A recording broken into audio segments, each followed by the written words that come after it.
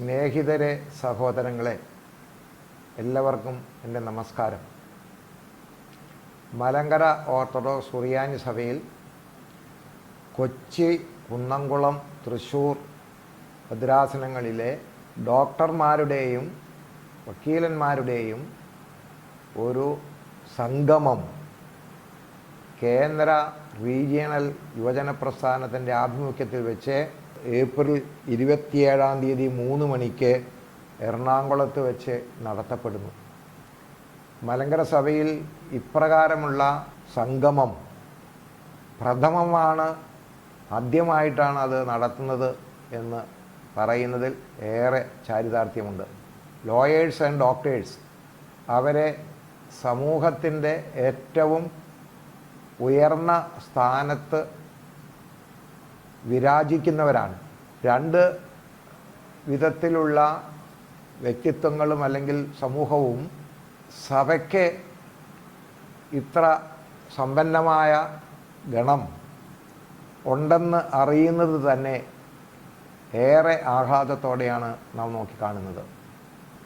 600-ലധികം പേരാണ് ഈ സംഗമത്തിൽ വരാൻ തക്കവണ്ണം രജിസ്ട്രേഷൻ നടത്തിയിരിക്കുന്നത്.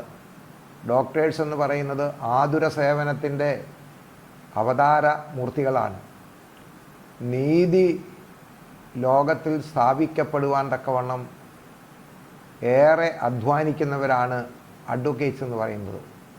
ഈ രണ്ട് വിഭാഗങ്ങളെയും ഒരുമിച്ച് ഒരേ വേദിയിൽ കൊണ്ടുവരുവാൻ തക്കവണ്ണം ഈ 3 ഭദ്രാസനങ്ങളിലെ കൊച്ചി, തൃശ്ശൂർ, കുന്നംകുളം ഭദ്രാസനങ്ങളിലെ യുവജന പ്രസ്ഥാനത്തിൻ്റെ ചുമതലക്കാർ അഹോരാത്രം പ്രയത്നിക്കുന്നു. പ്രസ്ഥാനത്തിന് തന്നെ ഒരു ചലനം ഉണ്ടാകുവാൻ ഇത് മുഖാന്തരമായിട്ട് ഇടയാകും.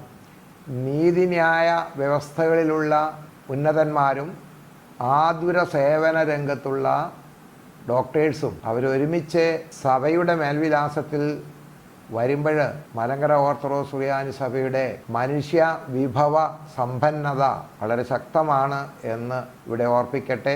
ഇതിനെല്ലാ ദൈവാനുഗ്രഹങ്ങളും ഈ സമ്മേളനം ഏറ്റവും മംഗളമായി തീരുവാൻ തക്കവണ്ണം ഇടയാകട്ടെ.